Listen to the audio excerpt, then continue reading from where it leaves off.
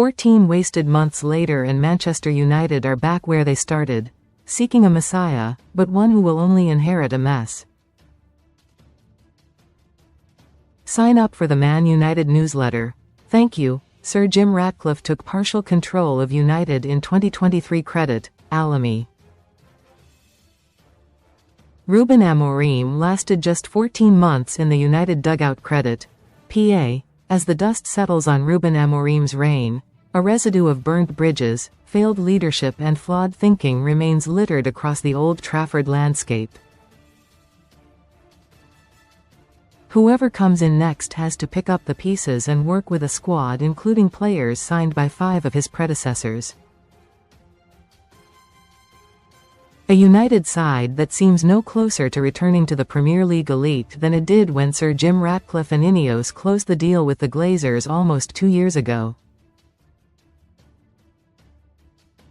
When Ratcliffe explained his vision at Ineos London HQ next to Harrods soon after completing his partial takeover, it was a promise of a new dawn. Read more. Man UTD News.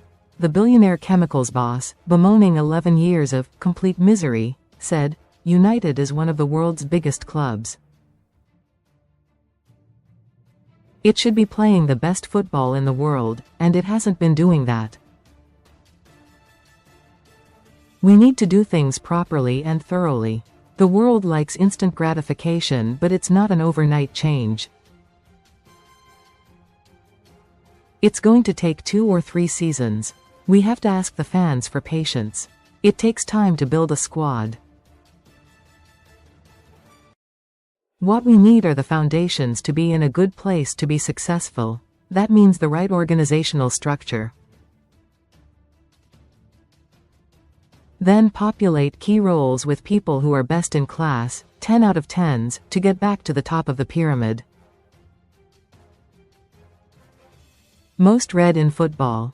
Best online casinos, top sites in the UK.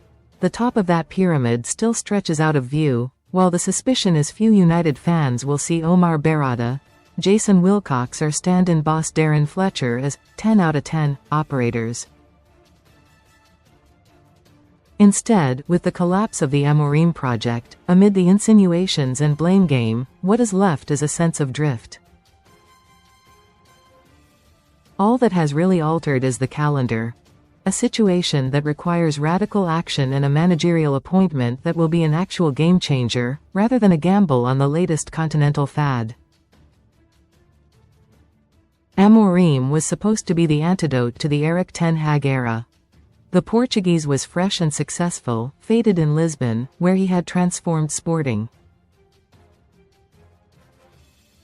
Ratcliffe and Ineos wanted him to make the impact José Mourinho did at Chelsea 20 years ago. Instead, he was another André Villas-Boas, short-lived, little lamented. It was obvious this parting of the ways had been in the offing for some time. Even though the Amorim who walked the corridors of United's Chicago hotel during their preseason tour of the USA appeared determined, confident and comfortable, the veneer of goodwill still seemed gossamer thin.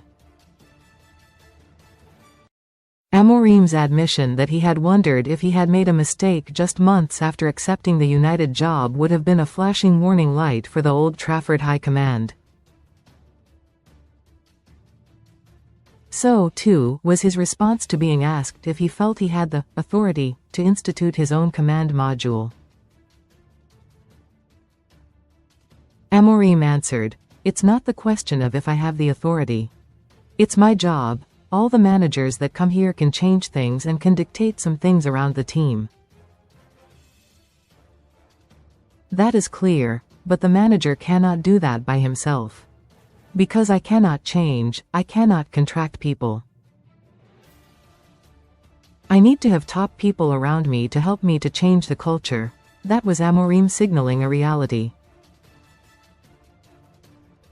For all the smiles and signings, all the promotion of a 6-player leadership group, all the shows of boardroom backing over ostracizing his bomb squad, including Marcus Rashford, Jadon Sancho and Alejandro Garnacho, results would determine the extent of his true support from above.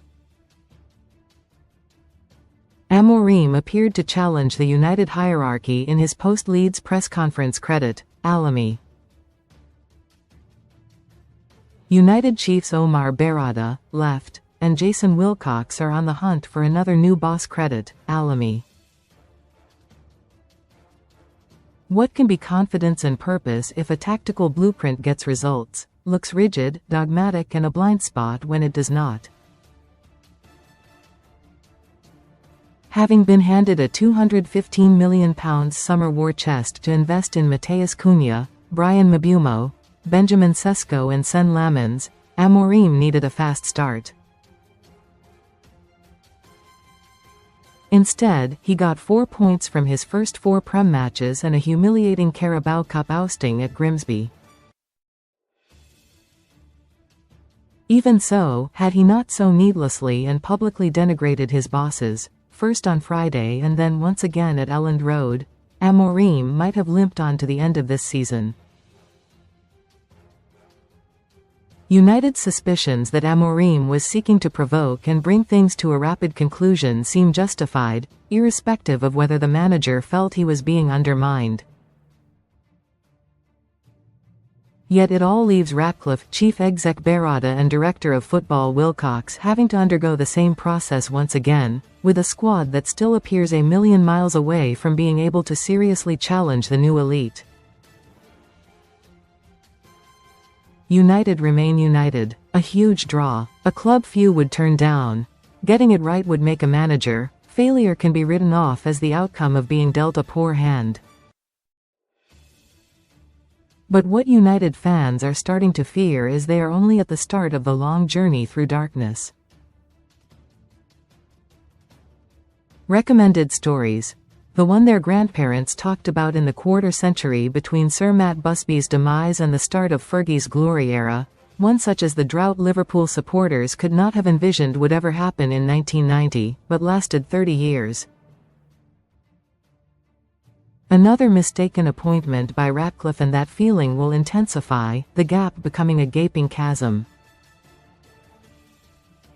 It is that critical a call. Comments.